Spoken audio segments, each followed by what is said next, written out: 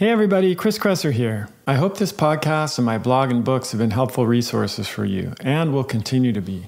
But if you've been struggling with a chronic health problem and are feeling stuck, consider coming to work with my team and me at the California Center for Functional Medicine.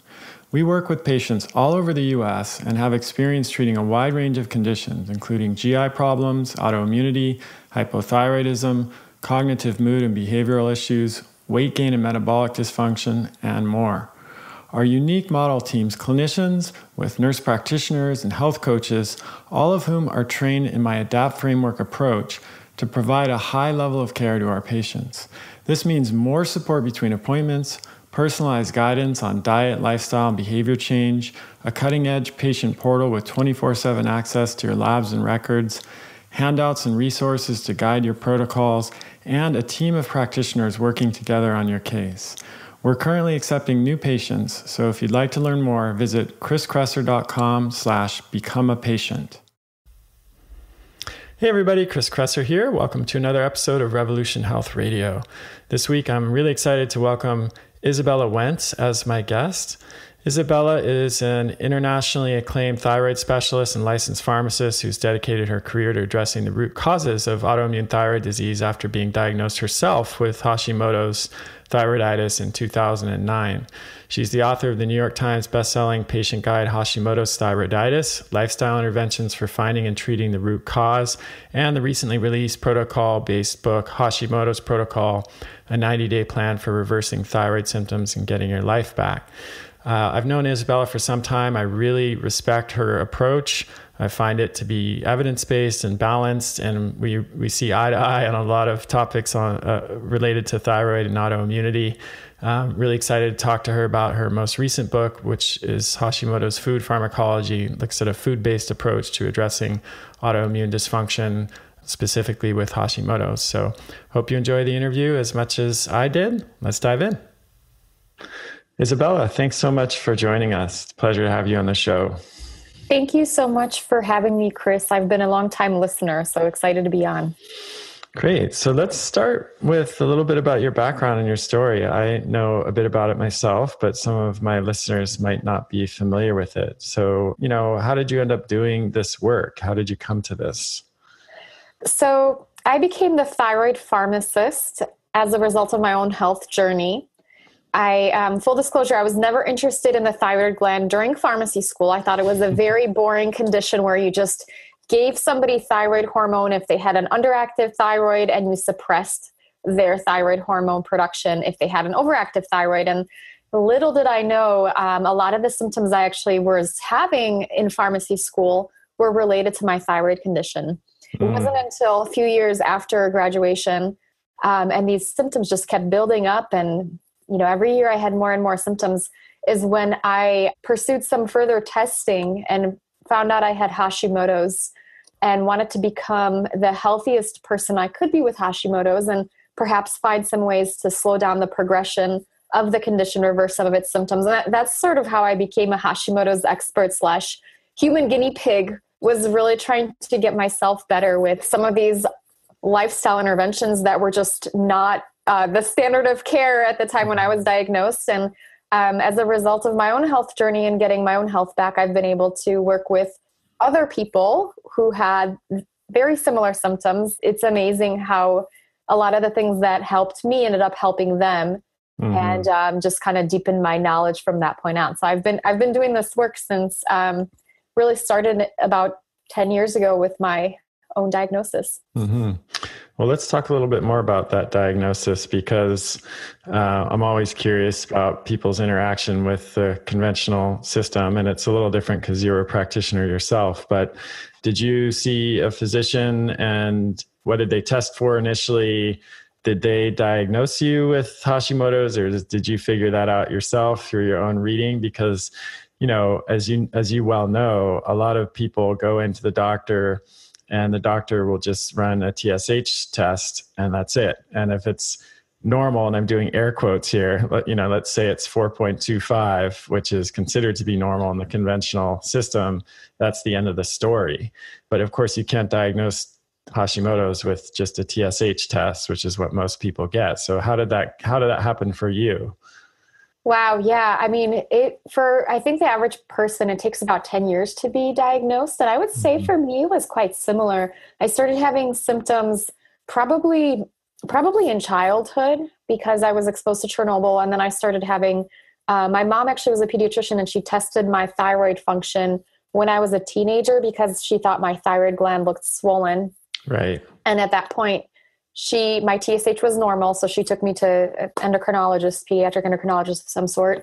Then I started having symptoms again in my first year of undergrad. And I was depressed and just had all these weird things going on that were not like me. And I ended up, I was a good girl. I was a pre-healthcare student. So I was always going to the clinic and doing all the things that you're supposed to be doing. And I would just always come back and they'd say, no, everything is normal. Everything's normal. I was exhausted. At one point, I was found to have Epstein-Barr virus when I was, I think, a sophomore in college. They said, oh, you're recovering from that. That's why you've been tired the last year. I was like, oh, great. That would have been good to know last year. And then, which is interesting because that's one potential trigger of Hashimoto's and autoimmunity. It's a trigger or exacerbating factor for so many people that we just really don't appreciate it. I think we do, you and I do, but it's not widely known. That's right. So, you're in college, you're going back to the clinic, but still at this point, they're just looking at TSH or maybe T4 and T3. And has anyone tested your antibodies yet at this stage? No, definitely not. And then it was like every year after graduation, I developed, or after undergrad, then I developed irritable bowel syndrome. And then they said, oh, it's because pharmacy school is so stressful, which it was, of course. Right. And then it was acid reflux, and then it was allergies, and then it was hair loss, and then brain fog. And I was going back and everything was normal. No, you're not anemic. Your thyroid is fine. At one point, I got a hold of my thyroid test results and it was like, your TSH is 4.5. Everything is fine. Everything's normal. And I was like in my mid-20s and now I know, of course, like I was like a sloth with a TSH of that number. And generally we want to have that around 1 for most people in their 20s. Then I just kept going because I had all these issues, and I ended up going to an allergist because I was allergic to everything. And she was the one that found I had these high thyroid antibodies, and TPO antibodies were over 2,000 at that point. And wow. Yeah. It was a long journey. Right. And had somebody tested those, 7 or 8 years before when these symptoms started, they might have been mildly elevated and there might have been an opportunity to intervene there and slow or stop or reverse the progression of that, which is, of course, what we talk about a lot in functional medicine, right? This idea of catching a pathology at an earlier stage before it even manifests in a disease. But your experience is a great example of where that can fall down. Absolutely, because at the point where I was diagnosed, I was already in need of thyroid hormone. Had I been diagnosed 5-10 years ago, potentially I could have prevented, the depression, the fatigue, the carpal tunnel, all these symptoms, and I could have maybe prevented the use of medications as well. But we know it's a lot easier to prevent damage to an organ than to grow one back. Absolutely.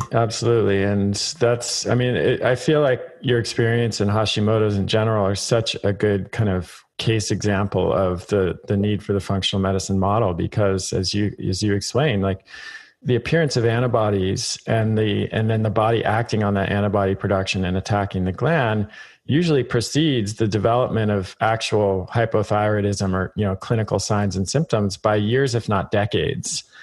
And so if you're just waiting for to see the high TSH and the low thyroid hormones, you're missing years or again, decades where you could be intervening and stopping the progression of that condition. And yet antibody testing is not part of the standard of care still today. And it's so backwards because the antibodies come first before you see a change in thyroid hormone and TSH. Yeah. And it's so unfortunate because any day you test the TSH, there might be some days where you have thyroid disease, but because you're still fluctuating, with the early stages of Hashimoto's between hypo and hyper. With the destruction of the thyroid gland, you're going to have some thyroid hormone dumped into your system whenever the thyroid gland is being attacked. And you might test with a normal TSH on some days, with an elevated TSH on some days, and with a low TSH on other days. So it's kind of a luck of the draw, unless you're in the really far advanced hypothyroidism. Yeah, I'm constantly reminding my patients and readers about this. And that TSH, I remember a couple studies suggesting that you have to test it about 15 to 20 times to get a true average, because it's so variable from day to day. And then there are also some studies, as I know, that suggest that TSH has a diurnal rhythm, like cortisol. So it fluctuates even throughout a day.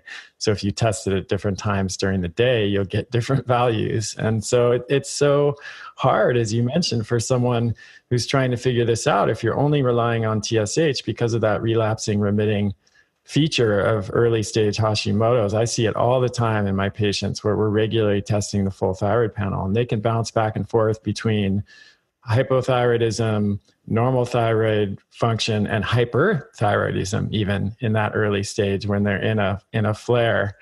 And it's really quite impossible to figure out if you're only looking at TSH and you're not testing free T4 and free T3 and the thyroid hormones or the thyroid antibodies themselves.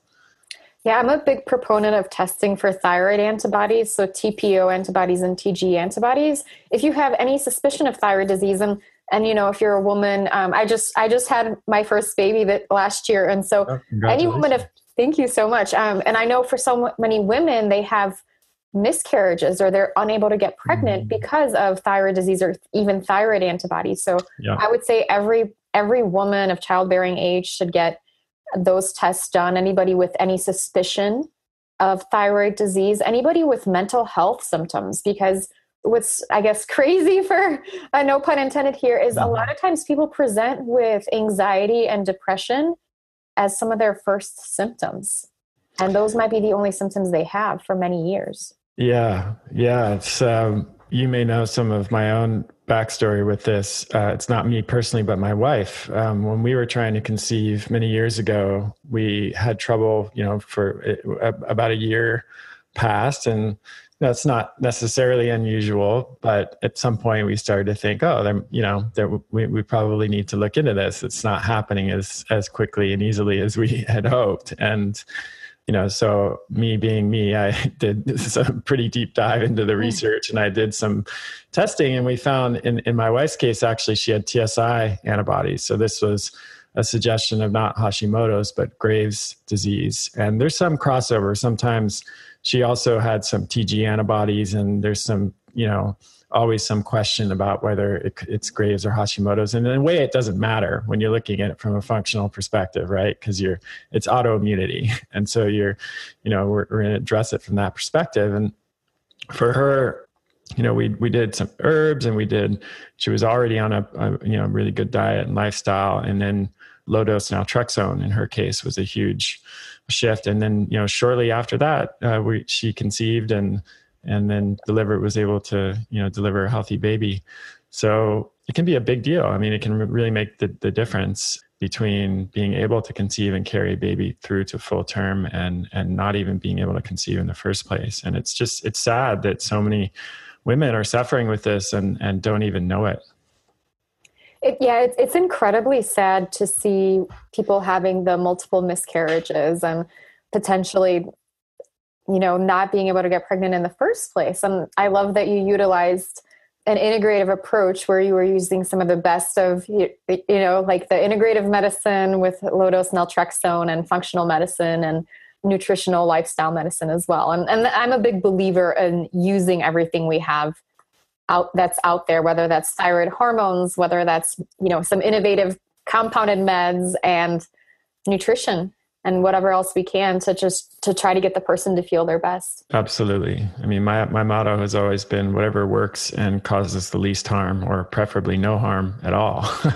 And, that's not, oftentimes that medication does not fit into that category, but sometimes it does. And it can really be the best option, or at least one of many options in that case. So the other thing, of course, with that can happen in that situation is a woman can become pregnant, can carry the baby through till full term, but then the baby has thyroid issues because of the mother's Hashimoto's, or we know that can increase the risk of hypothyroidism and thyroid issues in the baby. And that will often, and for the same reasons that we've been talking about, not be diagnosed until much later in life. They might have a subclinical low-level thyroid issue in childhood that could be responsible for a lot of their kind of strange and mysterious health conditions. Mm-hmm. And another thing too, I feel like that's super underappreciated, is a lot of times women will develop thyroid disease postpartum as well. And being a new mom, I'm sort of like, yeah, I could see how people would develop a thyroid condition, from a functional medicine stress perspective with the really long nights and, being worried about your baby when he's not sleeping and whatnot. So that's another really big common time that women will say, hey, I felt normal. I had a, normal pregnancy. I had this beautiful child, and here I am 3, 6, 9 months later, and I just don't feel like myself again. I'm exhausted. I'm anxious. I'm not losing the weight, or maybe I lost the weight very quickly. And a lot of times it's actually the thyroid that can get out of whack right after a woman has a child. Yeah, that seems to be an unfortunate consequence of pregnancy and delivering a baby. I can't tell you how many patients I have that their onset of Hashimoto's happened after the birth of a child. And it's, the research suggests, and this makes sense, that there's a profound immune shift that happens during particularly the second, third trimester. The first trimester, it shifts in one direction, then it shifts back in another direction. And then after birth, it shifts again in another direction. So all that shifting back and forth, I think can, if there are some predisposing factors there, can trigger the onset of Hashimoto. So yeah, I agree. It's a bummer, right? It doesn't seem fair. Something so amazing and beautiful as delivering a child that could trigger that. But unfortunately, it often does happen. It's one of the triggers for many women who experience this. Let's dive into a little bit more discussion about the problems with the conventional approach to thyroid testing, because I think a lot of people out there in your audience and in mine are somewhat familiar with this. But for newer listeners, I think it's really important to get this across, because as we've been talking about, so many people will go into the doctor and just get a TSH level. And we've talked a little bit about the issues with only testing for TSH, but let's dive into actually the conventional range for TSH and why that's problematic. You mentioned that your TSH was 4.5 and you were told that that's normal, but what's the problem with that? Normal is a setting on a washing machine, right? Yeah. So what's kind of interesting, when I was initially doing the research into my own health and the research for my first book, it was very interesting to find out how the quote unquote normal ranges of TSH were determined. Yeah. And it was through using just a bunch of different people's blood, right? And some of the people within that pool of blood, they actually had thyroid disease. And so the reference range became overly lax. And we had this huge range because people with thyroid disease actually happened to be in the group of quote unquote healthy people. And so, to make a long story short, there's this really big reference range where it really, if they just looked at the blood levels of healthy people without thyroid disease, the TSH should be somewhere between 0.5 and 2. And that's not, like all the other things we talked about with the changes throughout the day, as well as the different fluctuations when you have the early stages of the condition. So yeah, like the reference ranges are just too lax. And oftentimes I'll have women that are like, oh yeah, I've been tested for thyroid disease. And I'm like, you're wearing a coat and it's 90 degrees outside. Let me see your labs, right? You don't have any eyebrows anymore. Your hair you left a trail of hair as you walked through the building. Yeah. It's really, really crazy, because this is of course not just for TSH. This is true for even other thyroid markers, but many other markers on a blood panel. And it's crazy to me that so many lab ranges are built by studying sick people. or at least including people who have the disease that you're trying to screen for in the sample. It just doesn't make any sense at all. And yet that's what we have with TSH. And I know that, there's definitely still controversy about this, and there's controversy about whether TSH that's, let's say, 2.5, when the thyroid hormones are normal, is cause for concern. And because of the variability of TSH that we mentioned, if your thyroid antibodies are normal, your TSH or your free T3 and your free T4 are normal, and you have a single TSH reading of 2.5, I don't think that means you've got hypothyroidism. We need to do something about it right away. But it's definitely something that I would watch out for and continue to look at. But if your TSH is 4.5, like yours was, Izabella, then that starts to, in my mind, be pretty significantly outside the range of what we see in healthy people. And the other thing is, I was so symptomatic too. Yes. And so I was like losing hair, and I was forgetful. I was very sloth-like in in my day-to-day activities. I was sleeping 12 hours a night. And right.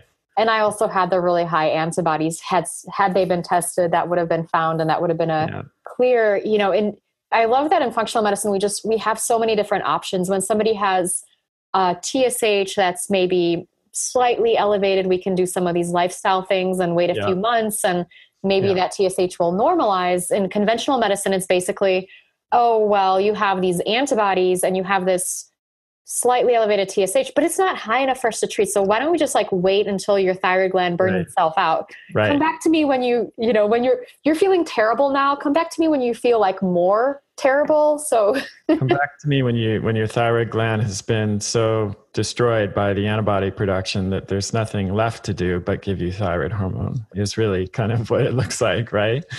Right. And as a pharmacist, I'm an advocate of actually using thyroid hormone earlier in the game, because it's one of the things that's been shown to, one, relieve symptoms, which is super important. But two, it also can slow down some of the progression of the condition. It's not a cure by any means, but it can bring down that TSH a bit so that we're not, I guess, causing so much attention to the thyroid gland from the immune system perspective, and allows the thyroid gland to kind of chillax a little bit and bring down some of that inflammation.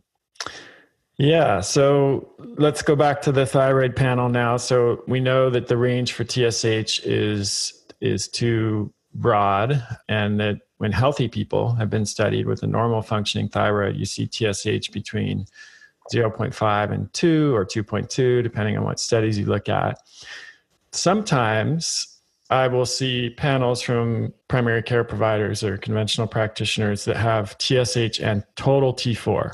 So it's a step up from just TSH, but then it's total T4 only. So what's the problem with that? I think that, like I said, it's like a great step in the right direction. But at the same time, I love to utilize free T4 and free T3, because that tells us how much thyroid hormone is actually available to interact with thyroid hormone receptors. The total T4 includes the thyroid hormone that can be bound up and not available for the body to use. And this could be for various reasons, with different types of hormone abnormalities, potentially stress response, nutrient deficiencies. Right.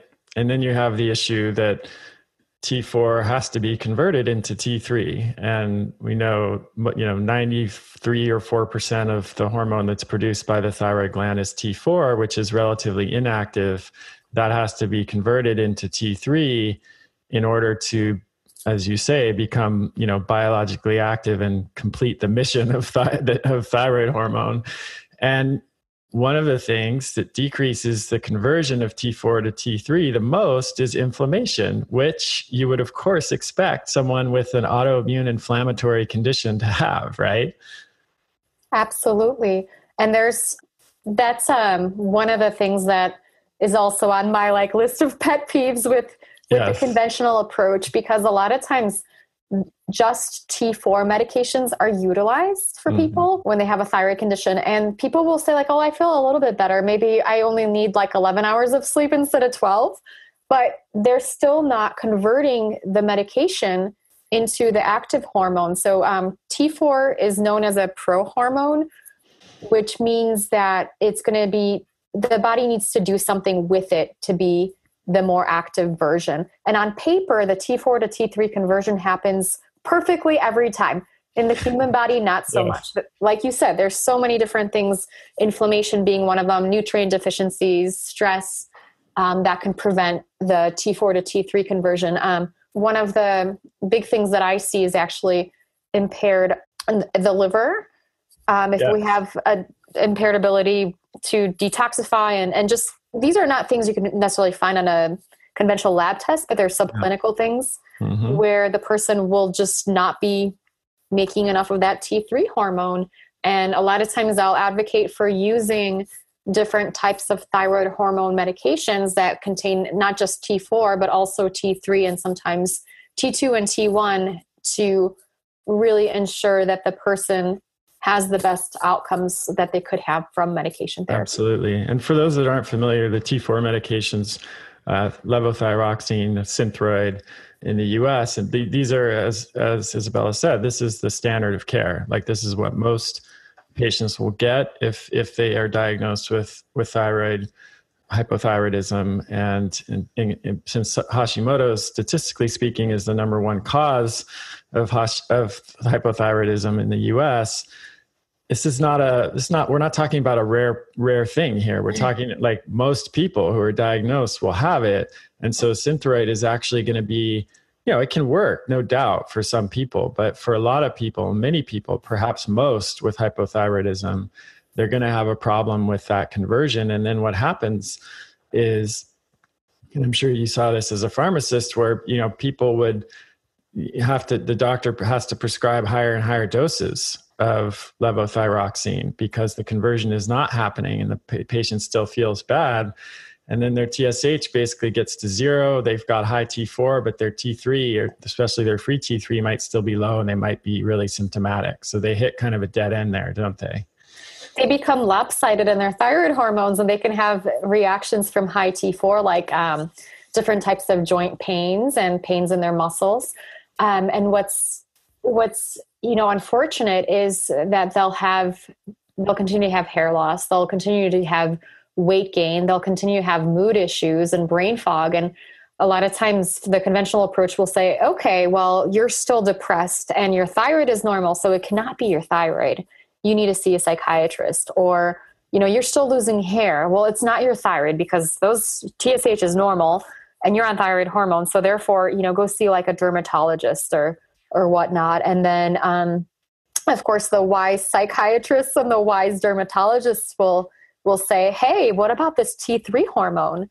Yeah. What's interesting is that T3 medications were used by some psychiatrists for treatment of refractory depression. And it's kind of frustrating for the average person because they get a runaround from conventional medicine, and you almost feel like you're going crazy because nobody is validating what you're going through. And the experiences of people with thyroid conditions, I've talked to thousands of people with Hashimoto's, and so many of them go through the same things. And sometimes, honestly, for me, like when I work with a client, sometimes it's like they just want to be heard. And sometimes I'm the very first person that says, yeah, that makes a lot of sense, is that you're feeling this way, even though you're doing X, Y, and Z. And I see this time and time again.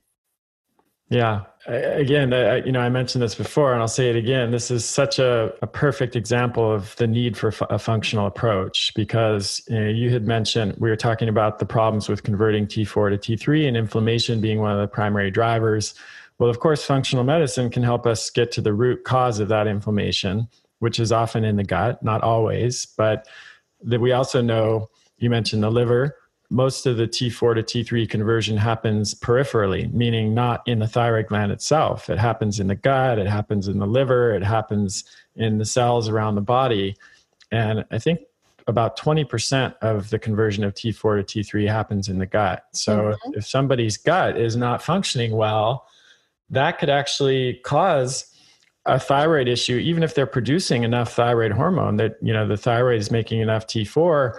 but because of the inflammation and the gut issues, they're still experiencing hypothyroid symptoms and low T3 because of what else is going on in the body. Sometimes this is referred to as low T3 syndrome.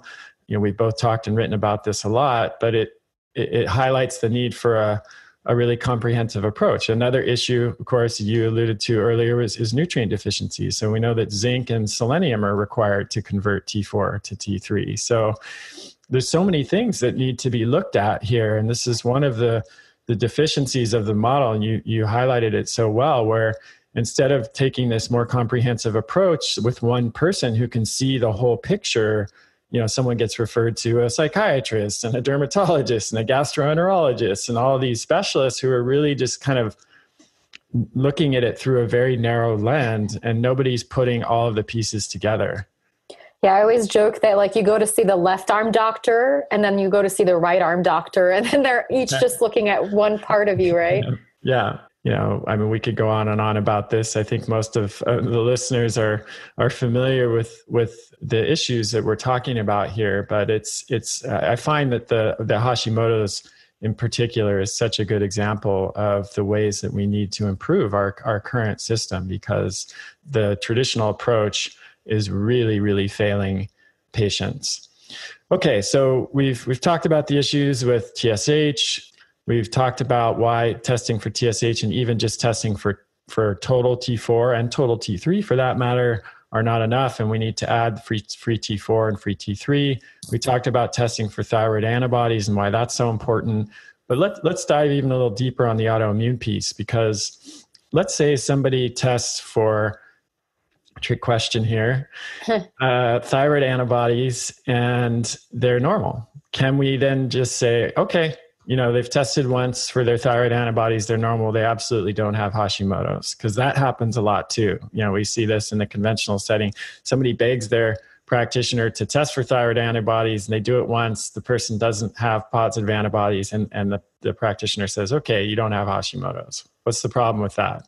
There's also something called seronegative Hashimoto's, where back in the day, depending on what study you looked at, they would say that 80 to 90% of people with Hashimoto's had one and or the other antibody. And so there was 10 to 20% of people who could have Hashimoto's without any of those antibodies. Yeah. But now there were more studies done with through fine needle aspiration, which is an invasive procedure and is generally not done to test for Hashimoto's. It's generally done to look at thyroid nodules to test them for cancer, any kind of abnormalities. And when you use that procedure, what you can do is you can look at the cells within the thyroid gland under a microscope, and you can tell if there were changes consistent with Hashimoto's in those cells. And unfortunately, or fortunately, this method can uncover additional cases of Hashimoto's when even the thyroid antibodies are normal, quote unquote. And again, normal, conventional medicine, some labs will say if they're under 100, they're normal. If they're under 35, they're normal. If they're under 9, they're normal. And what's normal? Again, it could be, I would say under maybe 1 or 2 might be quote unquote normal, but you also want to look at the thyroid ultrasound, because we could see some of the changes consistent with Hashimoto's on the thyroid ultrasound. And then with, as I mentioned, the fine needle aspiration, we can find more cases of Hashimoto's that way. But that in order to find every case of Hashimoto's, we would have to look at every single thyroid cell under a microscope. So you'd have to remove the entire thyroid gland and look at it under a microscope to really rule out Hashimoto's. Yeah, and this goes back to what we were talking about before with how the lab range for TSH was developed. Is in Enhane's cohort, the Nurses' Health Study, they did try to eliminate people with known Hashimoto's and also undiagnosed Hashimoto's by testing for thyroid antibodies. But as you just explained, that will not eliminate everybody with Hashimoto's. In fact, quite a few people will be missed. So, and then, antibodies fluctuate. We know that there's a relapsing and remitting characteristic of Hashimoto's. Anyone who has Hashimoto's knows this, that if they test their antibodies serially over time, they'll see them go up and down depending on what's happening. And if you just do one test, you might catch someone on a good day, right? And their antibodies are normal. And then I think I also see this. Sometimes practitioners will only test for TPO antibodies and not do thyroglobulin. You mentioned that before, like that only, some people will have one antibody and not the other. And it's not unusual for me to see someone who has normal TPO antibodies, but very high thyroglobulin antibodies. And that person would be missed if only TPO is tested for. And not to get even more nerdy, there are additional we like nerdy here, so go ahead. There are additional types of thyroid antibodies that we don't necessarily even test for in the real world. They might be available to scientists. And antibodies to thyroid hormone itself, which are not typically tested for. And then, some of the Graves antibodies, and it's iodine transporter antibodies there. I mean, like the list just goes on. And I don't write about it on my blog, but I did like a healthcare professional presentation a few years back. And at that time, I think there was like 16 different ones that were identified. I'd have to go back to my notes, but so you could have antibodies that haven't even been described yet, right? That to a part of your thyroid physiology at this point. Yeah. And so this is where we come back to, good old symptoms. Symptoms, and also just research, because it's important. This is where, when we look, there are different kinds of evidence, right? There's clinical evidence, there's evidence that we look at from research, there's anecdotal evidence. But when we look at the research, we see that statistically speaking, Hashimoto's is the most common cause of hypothyroidism in this country. In parts of the developing world where iodine deficiency is still more prevalent, that is the number one cause. But here in the developed world, it's Hashimoto's. And then if you rule out iodine deficiency and nutrient deficiency and other potential causes of hypothyroidism, and if the patient has symptoms that are consistent with autoimmune inflammatory disease, which we've talked about throughout the show, and maybe they have higher T4 and lower T3, and certain things which are known to trigger, exacerbate the immune system, make their condition worse. Maybe they had a viral, they had mono, and their symptoms started after that, or maybe their symptoms started after they delivered a child. Then you put those pieces together and you make a clinical diagnosis, right? You put all of those together, even if you don't have conclusive evidence through antibodies that it's Hashimoto's. There's in the functional medicine, this is what differentiates it from conventional. Again, there's no downside to treating it as an autoimmune condition, like as, doing some, diet changes and things like that, because we're not using immunosuppressive drugs like you might with Crohn's disease or something like that, so in that case, the standard of proof needs to be higher, right? But with Hashimoto's, if you're going to go on an autoimmune protocol diet, to me, that's a sufficient, if you suspect it, that's even one way to test the theory. Right. Yeah. I feel like we're still learning so much about Hashimoto's at this point. And a lot of times we need to trust people on what they think is going on with them. And a lot of times the recommendations we make from a functional medicine standpoint are going to be overall helpful to the body. So when we have a person with Hashimoto's, I'm not necessarily thinking, hey, let's suppress your immune system because it's overactive. I'm thinking, what infections could you have that are setting you off? What foods are setting you off? What nutrient deficiencies do you have that we need to address so that your body will be able to balance itself better? And we're really focusing on treating the person as a whole and their whole body. And that might, what's kind of, I think, wonderful about this is from a conventional medical standpoint, when I used to be a regular pharmacist, we would give people a medication to treat one condition, and then we would bring on symptoms of another condition, right? Well, that's another medication for that.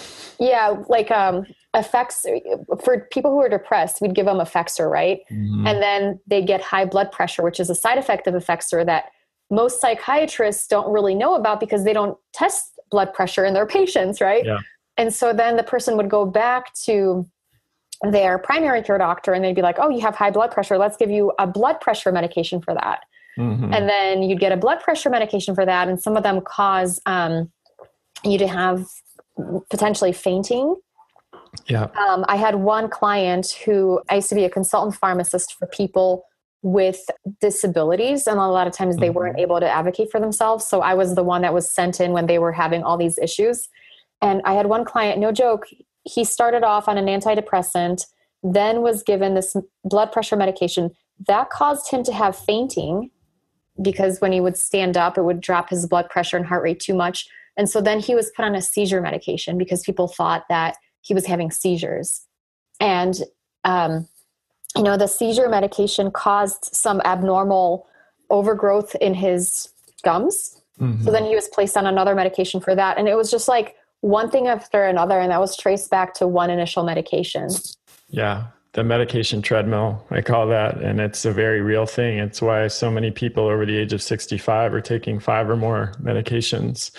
So let's talk a little bit about how to avoid that in the case of Hashimoto's, because this is, your first book, the Hashimoto's Protocol, was focused on reversing symptoms, but your new book, which is Hashimoto's Food Pharmacology, looks more at food as medicine. And to me, this makes a lot of sense. I agree with you 100%. Actually, I often, my patients are surprised to hear me say this, that if you do have already Hashimoto's has progressed to the point where there's been some destruction of the gland, and even at the very early stages, using thyroid hormone is just smart because it's so crucial for so many cells in the body, and it can prevent or slow the further progression of Hashimoto's, as you mentioned before. At the same time, in the conventional model, that's the only thing that is done. So let's talk about some of the other steps that people can take, particularly with food, to quell the inflammatory response that is what's leading to, that really is the root cause of the condition. If we think of this from a functional medicine perspective, I'm always telling patients, really, you don't have a thyroid problem. You have an autoimmune problem that's affecting your thyroid. So how do we look at, what are the biggest things for you in terms of food that can help people to kind of put the brakes on this inflammatory reaction? So I love using food as medicine and food pharmacology. It's just amazing how the things that we put in our bodies can have such profound effects on us, right? It seems so easy, but at the same time, when I was in pharmacy school, I just didn't quite see that. I just thought medications had an effect, but we know that everything that we put in our body is going to send messages to it, right? And so with Hashimoto's and just about every autoimmune condition, and I would say about every health condition, this is why I love using food so much, is because, you're not going to make one thing, generally you're not going to make one thing worse by making, by focusing on treating your Hashimoto's with food. And so for me, I really look at the patterns that most people with Hashimoto's have. And I would argue to say that most people with autoimmunity have this too. One of them is going to be, which we talked about, micronutrient deficiencies. And so we want to figure out which nutrients are going to be deficient. And many times we could address this by eating a nutrient-dense diet. Sometimes we may need to add some enzymes to ensure that we're removing the nutrients from these foods properly. Thyroid hormones can help with that as well, because if we have an underactive thyroid, then we may not be extracting nutrients properly. And then in some cases, we may need to add some supplemental nutrients as well. And then we're looking at macronutrient deficiencies. So a lot of times people with Hashimoto's will have diets that are deficient in protein and fat. Sometimes this is a consequence of long-term deficiency in digestive enzymes, where we just we find that we don't feel so good after we eat protein or fat. So we just end up gravitating more towards carbohydrates.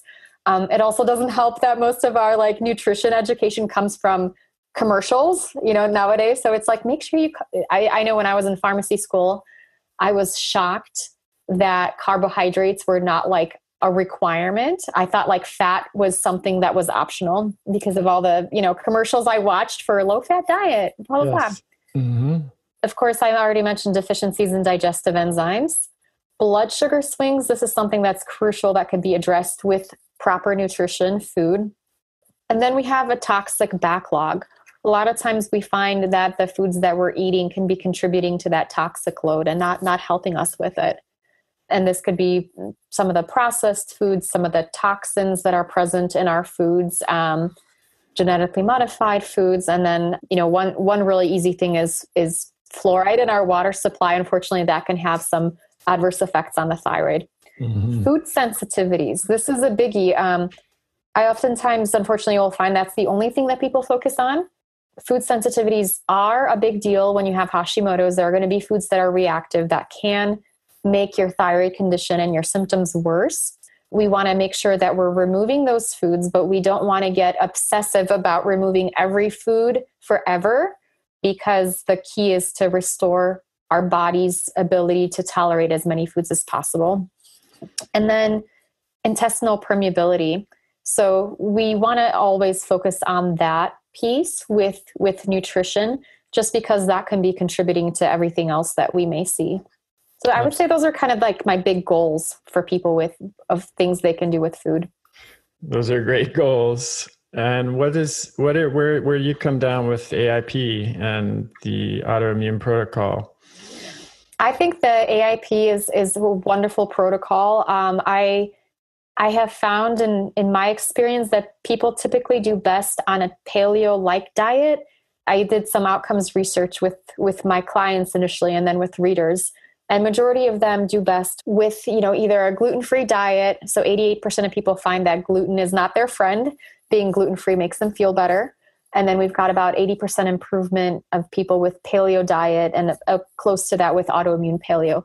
I'm not the person that'll say like every single person with Hashimoto's needs to be 100% autoimmune paleo. I feel like everybody needs to be individualized.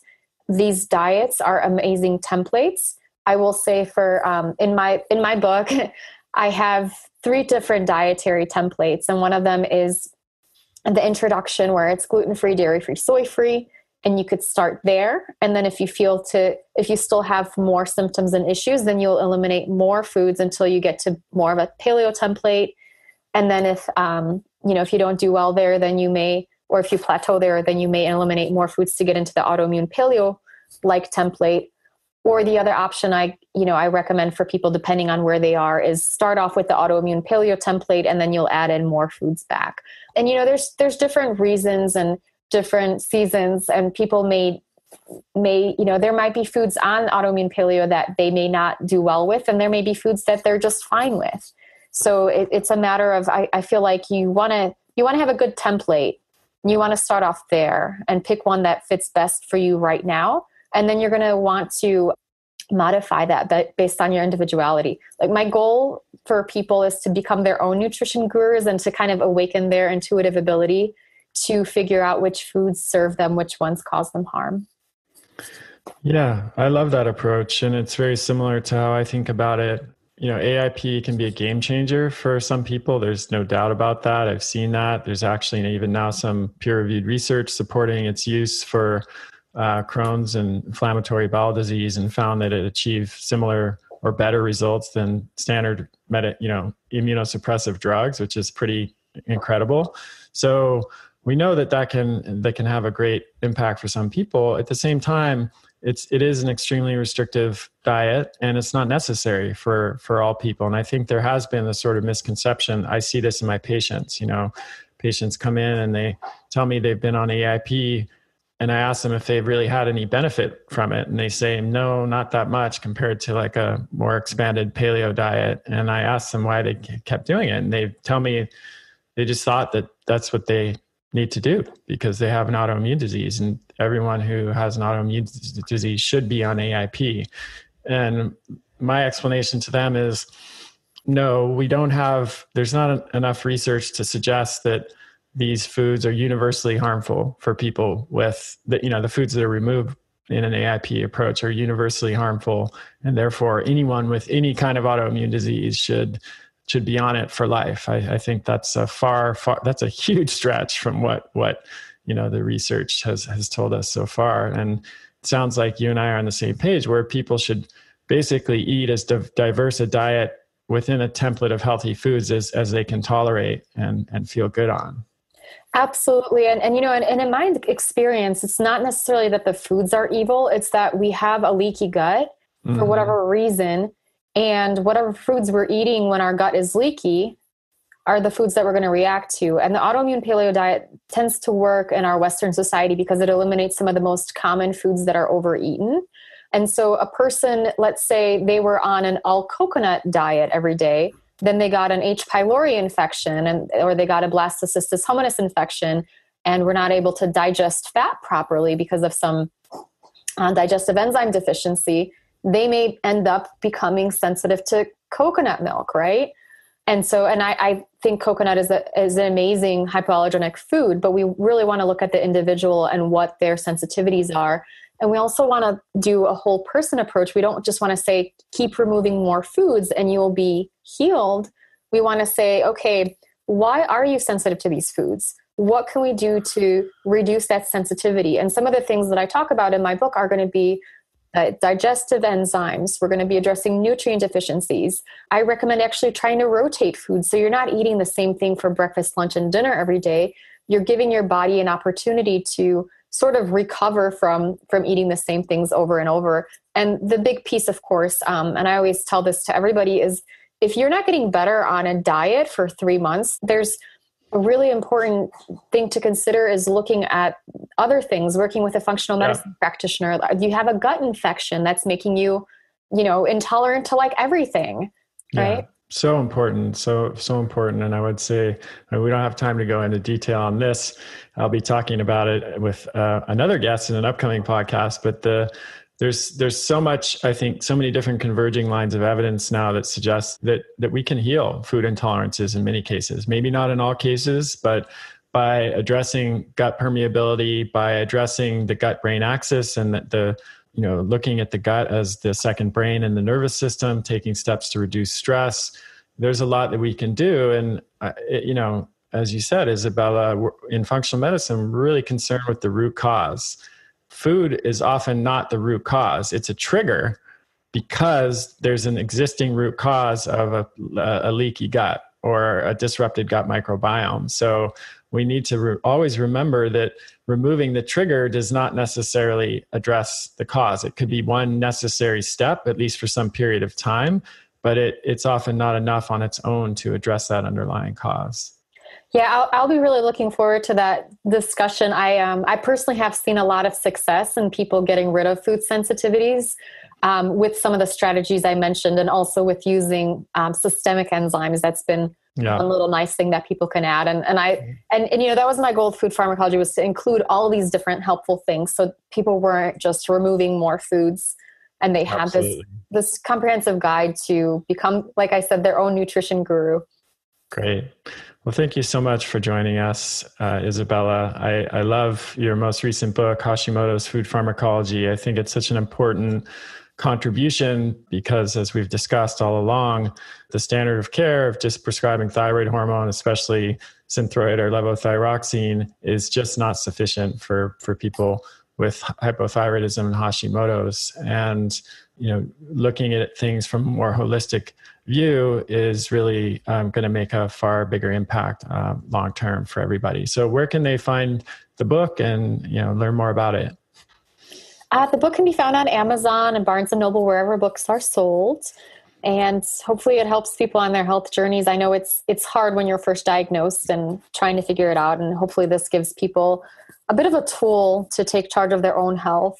Thank you for having me. It's such a pleasure to be here with you. A huge fan of your work, and thank you for the work that you're doing in the world.